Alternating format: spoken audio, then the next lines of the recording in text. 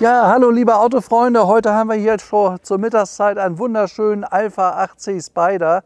Ist ein ganz seltenes Auto, sind nur 500 Stück davon gebaut worden im Jahr 2008 bis 2011 ungefähr. Und dieses Auto, das ist was ganz Besonderes, qualitativ besser als ein Ferrari. Alfa Romeo hat diese Autos seinerzeit verteilt. Das heißt also, wer in den Laden lief, hat gesagt, ich hätte gern so einen Wagen, der hat ihn gar nicht bekommen. Die Autos sind verteilt worden, dementsprechend selten und besonders sind sie. Und wir haben hier ein Auto aus erster deutscher Hand, das heißt, der ihn damals bekommen hat vor 14 Jahren, dem gehört das Auto immer noch. Und hat uns jetzt gegeben, der Wagen hat erst 6.000 gelaufen, der ist praktisch neuwertig. Ein total irres Teil. Und was das bedeutet, zeigen wir euch jetzt.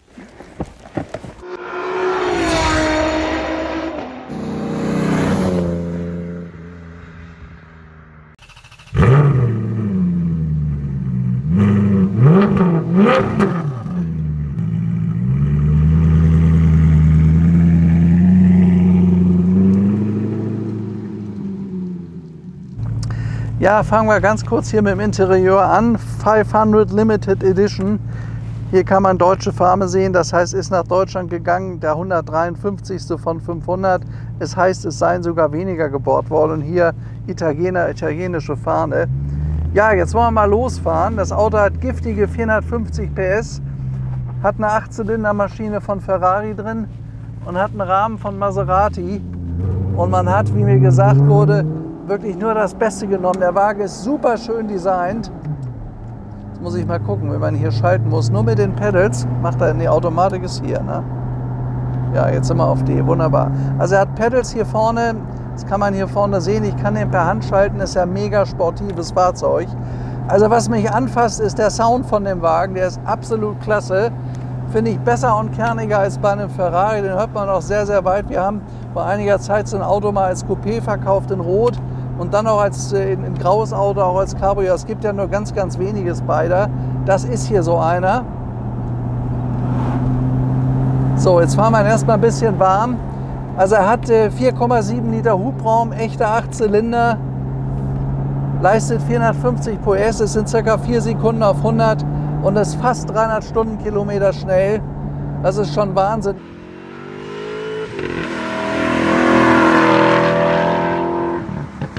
Was klasse gemacht ist, ist das Interieur. Das ist hochwertiger als beim Ferrari. Es soll auch besser verarbeitet sein, habe ich mir sagen lassen. Aber was einen richtig anmacht, das ist der Sound. Man kann ihn drehen bis über 7000 Umdrehungen. Er hat Wahnsinnswerte. Das Auto könnte auf der Rennstrecke genauso bewegen wie privat.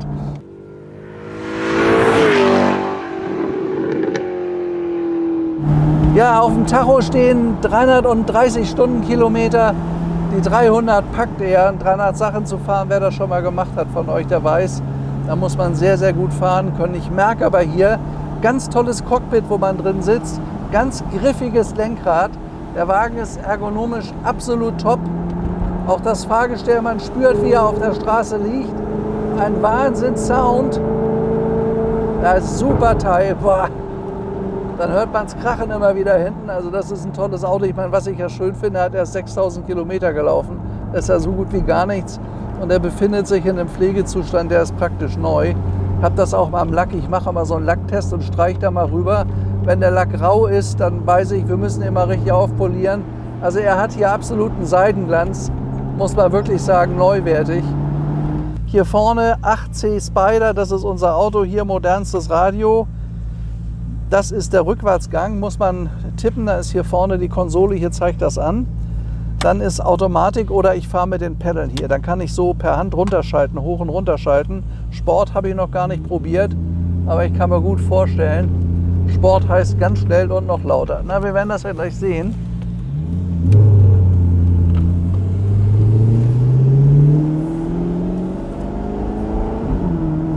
Ah, habe ich jetzt Sport gedrückt? Moment. Jetzt ist Sport, ja.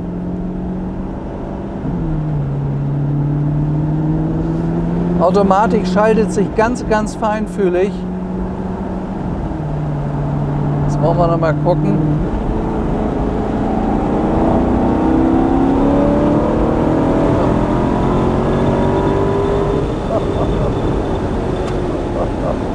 Ja, also langsam ist er nicht. Die Werte, die da angegeben sind, die glaube ich jetzt mal einfach so. Also man spürt, wie so ein 8-Zylinder wirklich zupackt. Und was ich faszinierend finde, ist dieser Sound von dem Auto. Hört sich absolut geil an, anders kann ich das nicht sagen. Er klebt regelrecht auf der Straße. Man hat das Gefühl, man bewegt 700 PS mit dem Auto. Und ich finde von der Form, vom ganzen Design einfach nur wunderschön. So, jetzt, ich glaube, wir müssen mal langsam fahren, weil die Drohne nicht hinterherkommt. Und wir da geradeaus weiterfahren. Ja, tolles Teil. Also es begeistert mich. Ist auch schönes Wetter, heute mal nicht so heiß, es hat furchtbar geregnet. Ist aber jetzt vorbei bei uns, wir haben 23 Grad. Also super mit so einem Auto zu fahren. Ja, hier ganz groß das Logo von Alfa Romeo, weltbekannt. Aus Mailand sind die ja gekommen. Und der Wagen, der ist produziert worden anlässlich des 100. Geburtstages von Alfa Romeo. Die gibt es seit 1910. Ihr wisst ja vielleicht auch, dass die Scuderia bei Alfa Romeo von Enzo Ferrari damals ins Leben gerufen wurde, schon ab Anfang der 30er Jahre. Die Marke Alfa Romeo war damals weltberühmt. Die haben mehrfach mit ihren Autos 6C und 8C die Mille Miglia gewonnen. Und anlässlich dieses 100-jährigen Geburtstages hat man sich gesagt, da machen wir mal einen ganz großen Wurf. Und das war eben dieser 8C Spider. Und dadurch, dass es nur 500 Stück davon gibt, die überhaupt gebaut wurden, sage ich euch, das hier ist ein Geheimtipp. Die Autos, die werden in absehbarer Zeit so durch die Decke gehen. Die werden nicht mehr gebaut. Es gibt nur diesen einen 8C Spider. Und dann ist dieser hier noch praktisch neuwertig. Also einmalig. Wirklich einmalig. So, hier müssen wir 50 fahren, müssen wir ein bisschen langsamer fahren. Aber da vorne kommen wir jetzt ja gleich wieder auf die Straße, auf die normale Landstraße.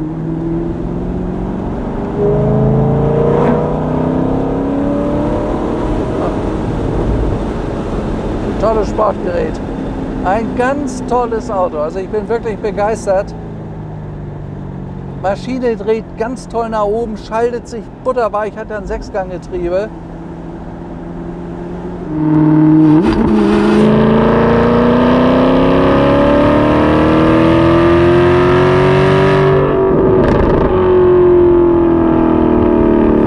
Ja, jetzt habe ich ein paar Mal richtig drauf getreten. Also ich kann euch sagen, das ist wirklich faszinierend. Das Auto geht ab wie irre.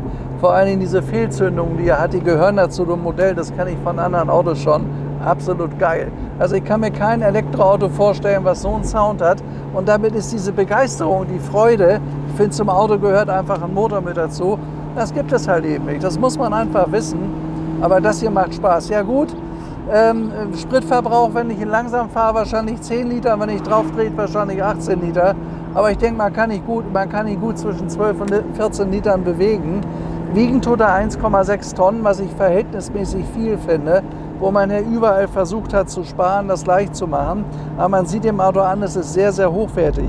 Hier oben elektrische Verschlüsse, da geht alles zu. Hier sind die Fensterheber links und rechts. Das in der Mitte kann ich gerade nicht erkennen, weil ich die Brille nicht auf habe. Jedenfalls ist hier die Klimaanlage, die gesamte Belüftung, Temperaturskala hier vorne, oben und unten. Was ich gut finde, sind die Pedals hier am Lenkrad.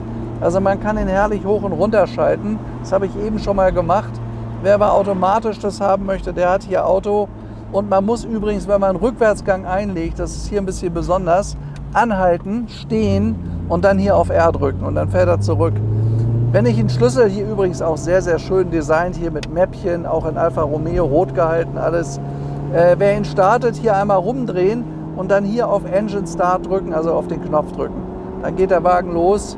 Tja, also vom Fahren her finde ich ihn toll und vom Sound auch. Und wie man hier drin sitzt, ich muss mal gucken, ob ich die Sitze noch ein bisschen besser verstellen kann. Müsste gehen. Weißt du, wo das geht, Paul?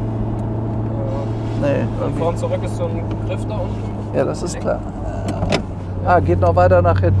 Doch, also hier ist wirklich genügend Platz. Guck mal hier, ich bin 1,84 Meter, die Beine passen wunderbar da drauf, stoßen hier auch nicht an. Man hat sehr viel Platz beim Autofahren. Also man sitzt hervorragend. Jetzt muss ich mal gucken. Lenkrad stelle ich auch mal ein bisschen anders ein. Das ist hier unten drunter. So, jetzt habe ich genau die richtige Sitzposition, um da richtig schön mit Gas zu geben mit dem Wagen. Also das hier ist meins. Ich sag mal, Ferrari gibt es ja mittlerweile doch sehr, sehr viele und sehr, sehr hohe Stückzahlen, auch wenn ständig ein neues Sondermodell rauskommt. Alfa 8C gibt es nur einen, den hier. Den gibt es als Spider und als Coupé. Als Spider sind 500 gebaut worden, habe ich ja schon gesagt. Man sagt aber nicht immer, die sind produziert worden.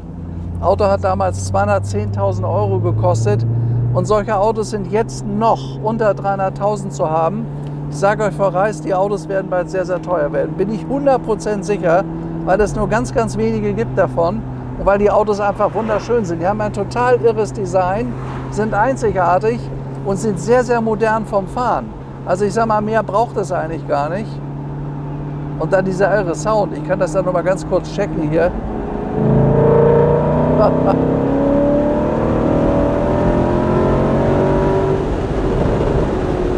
Ja, hammermäßig, hammermäßig.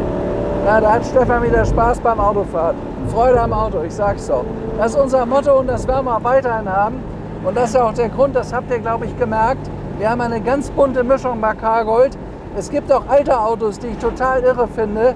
Und ich habe mir nicht die Grenze gesetzt. Wir machen Supersportwagen. Wenn da was dabei ist, wo ich sage, das ist es, das müssen wir haben, das müssen wir fahren, dann könnt ihr das bei uns auch kaufen, euch die Filme angucken. Autos müssen aber gut sein, müssen Top-Sachen sein. Ja, oder was ganz Altes. Wenn das faszinierend ist, finde ich das genauso irre und das bringen wir dann ganz genauso wie ihn hier. Er liegt übrigens super auf der Straße. Er hat einen wahnsinnigen Grip. Fährt sich total handlich, der Wagen. Total handlich. Oh, oh. Da geht was. Da geht aber richtig was. Oh, oh.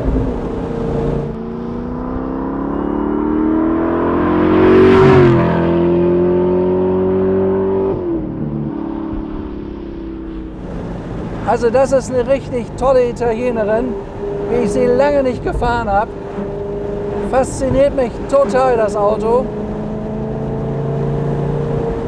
Müssen wir mal gucken, wir haben unser Filmauto gerade verloren, weil ich mich hier ein bisschen reingesteigert habe. Wow, das ist ein Sound, was? Müssen wir mal kurz warten auf unsere Jungs vom Filmauto. Die sind gerade, haben wir abgehängt. Ach, da kommen sie, alles klar. So, fahre ich hier langsam hoch. Das ist doch faszinierend, was? Das ist doch ein Auto nach unserem Gusto. Zu 100%. Das ist wieder was für Cargold hier. Also toll gemacht hier auch oben. Schaut euch das mal an. Schönes Design. Man kann die Alpha-Form wiedererkennen. Von anderen Alphas auch, die ein bisschen älter sind. Dann hier vorne diese schöne Brille über den beiden Instrumenten. Einmal links Tacho, Kombi-Instrument in der Mitte. Das ist alles digital. Und hier rechts halt der Drehzahlmesser. Ja, schön gemacht. Und ein super schön geformtes Lenkrad. Kann man ganz toll anfassen. Liegt perfekt in der Hand. Große Spiegel. Auch hier schönes Design. Also auch das hat man nicht nur einfach quadratisch gemacht, sondern elegant angepasst. Hier vorne ganz kleine Sonnenblenden. Die sind nicht besonders groß, aber es ist eine relativ flache Scheibe. Die ist ja nicht besonders groß. Die Scheibe reicht aber. Und trotzdem ist mir aufgefallen, dass man hier also relativ windstill sitzt. Wir haben hier hinten so einen Windshot, kann man sehen. Das hilft sehr, sehr gut. Ich fahre hier mit runtergekurbelten Fenstern, das könnt ihr, glaube ich, sehen. Überhaupt kein Sturm, kein Wind, gar nichts. Aber Fahrspaß mit dem Auto. Fahrspaß pur. Absolut pur Fahrspaß. Also das hier ist wirklich meine ganz besondere Empfehlung. Was er dann noch dazu hat, die Autos sind ja ganz oft in Rot ausgeliefert worden. Steht ihm auch, klar, als Italiener. Aber wir haben ganz edles Weiß Metallic. Das sieht total irre aus. Dann hat er innen dieses rote Leder, dadurch lebt das Auto auch. Hätte er jetzt schwarzes Leder, wäre das vielleicht nicht so lebendig, aber der lebt hier richtig. Und der ist vom Design und von, also einfach, ihr merkt, dass ich begeistert bin. Toller Wagen. Und da geht sofort was.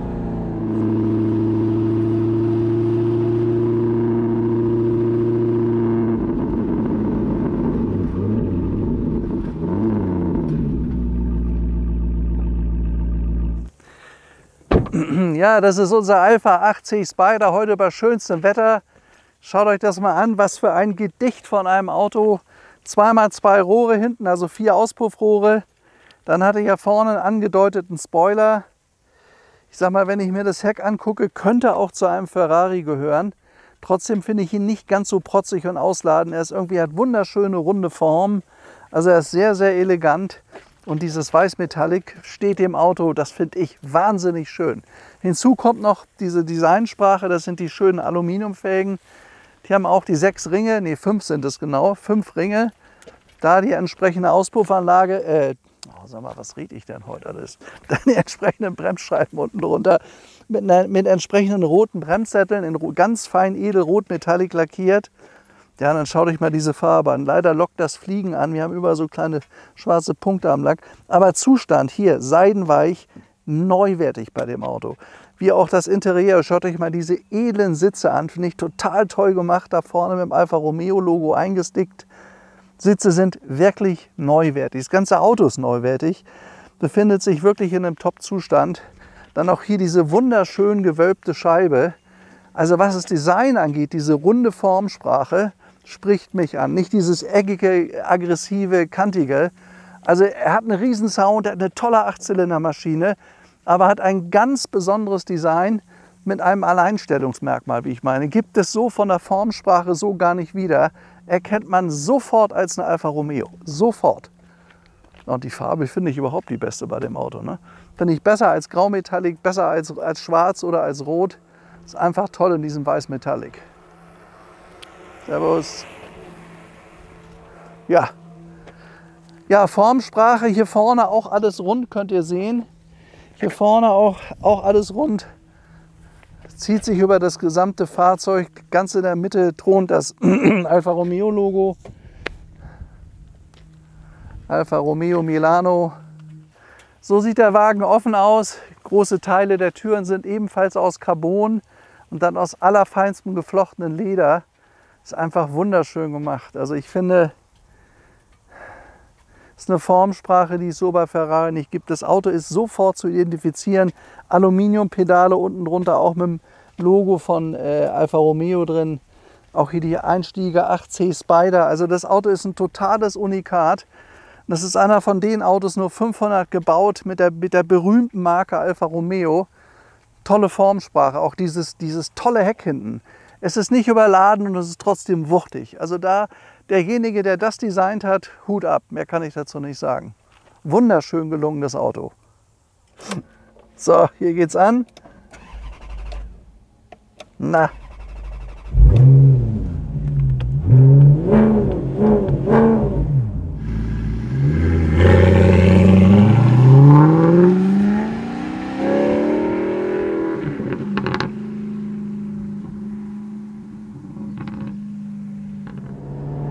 Ja, unser Alfa 8C Spider hat auch eine Kohlefaserkarosserie, wie auch sonst hier eine ganze Menge aus Carbon ist. Die Bremsen sind aus Keramik, also man hat am ganzen Auto die wertvollsten Werkstoffe überhaupt verwendet.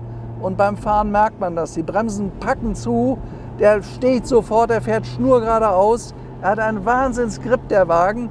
Der klebt regelrecht auf der Straße. Und das Tollste, was ich finde, ihr seht da, wie so ein kleiner Junge freue ich mich da.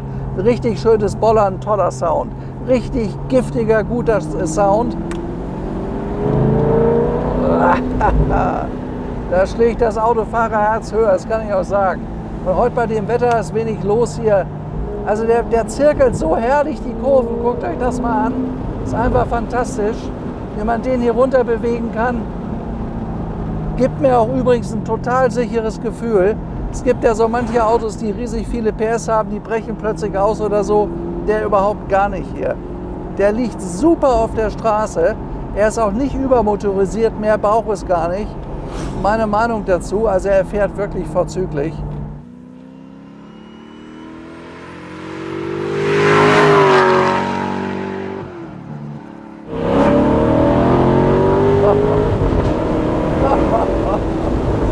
Das ist schon wirklich der Hammer. Wahnsinnsauto. Also Wahnsinnsauto, macht ja einen solchen Spaß. So, jetzt machen wir mal einen kleinen Schleichweg. Also Sound von dem Auto und das Gebrabbel, das ist einmalig. Es passt zum Wagen. Es ist nicht dieses Bravos laute Donnern, es ist auch nicht dieses AMG-Donnern. Das hat was ganz Feines hier.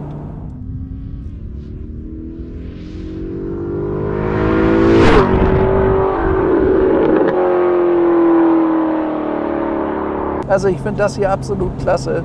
Macht mir total Spaß. Vor allen Dingen, der ist schneidig auf engen Straßen. Der bewegt sich ganz toll.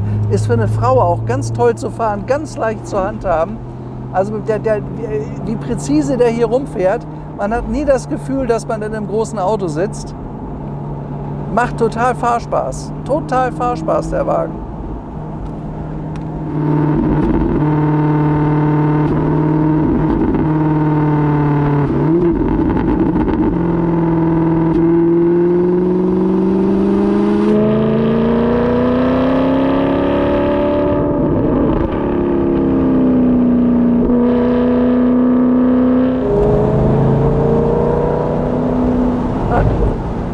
Wahnsinnig schönes Cabriolet.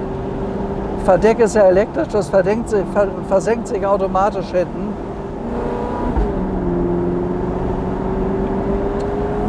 Ja.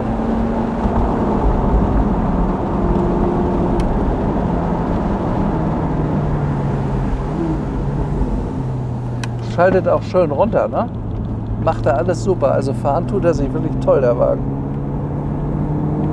Und man hat übrigens auch eine sehr schöne hohe Sitzposition.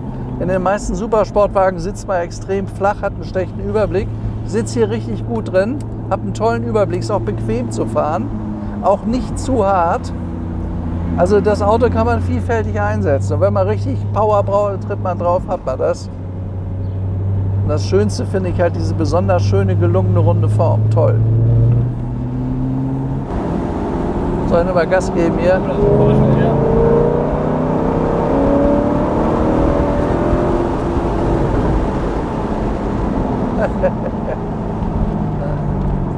Davon eine langweilige Möhre.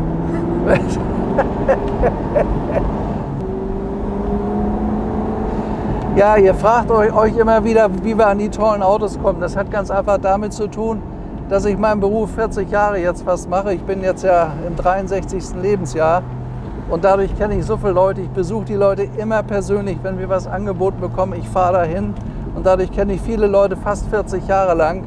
Und wenn einer Vorkriegsautos hat, hat er oft auch sowas mal stehen. Und dadurch haben wir diese interessante Mischung. Das hat mit meinem Netzwerk zu tun, was ich über Jahrzehnte gepflegt habe. Ich komme ja an fast alles ran. Ist egal, was es ist. Wenn jemand einen besonderen Wunsch hat, von einer ganz besonderen Spezialität, dann überlege ich mal, ob ich weiß, wo er steht.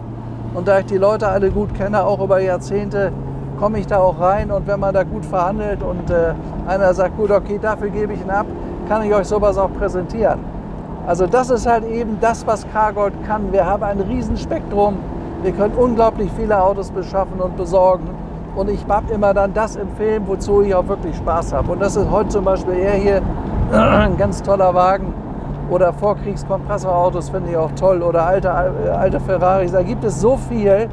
Also wie gesagt, wenn jemand einen Wunsch hat, der soll mich anrufen. Ich kann fast alles möglich machen. Kann ihm alles besorgen. Ich weiß, wo es steht, weil ich die Leute allesamt persönlich kenne. So, jetzt sind wir heute mal, ich schätze mal 25 Kilometer gefahren mit einem absolut tollen Teil hier. Unser Heizungsbauer kennen sich natürlich alle hier untereinander, die gucken unsere Filme auch alle.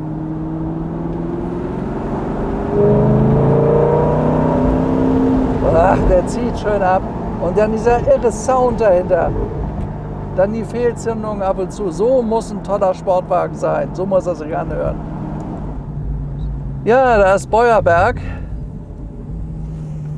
War eine ganz faszinierende Probefahrt. Hat mir einen absoluten Spaß gemacht. Und jetzt fahren wir mal hier in Beuerberg auf die Wiese. Zeigen wir euch mal zum Abschluss diese tolle Maschine.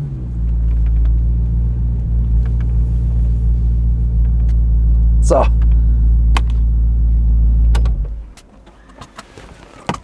Muss ich nur wissen, wie die aufgeht. Weißt du das? Ganz normal. Ja, ganz normal. So genau wollte ich es jetzt nicht wissen. Ah ja. So. Schaut euch das mal an. 8-Zylinder-Maschine. In der Mitte prangt das Alfa Romeo-Logo. Man sieht auch hier diesem aufgeräumten Motorraum an. Es ist absolut neuwertig alles. Ne? Also der hat das Auto nur bei schönstem Wetter gefahren. Hat ihn extrem gepflegt. Der Mann ist auch recht prominent. Der Eigentümer hat ihn ja von Anfang an besessen. Schaut mal hier die Zylinderköpfe in Rot.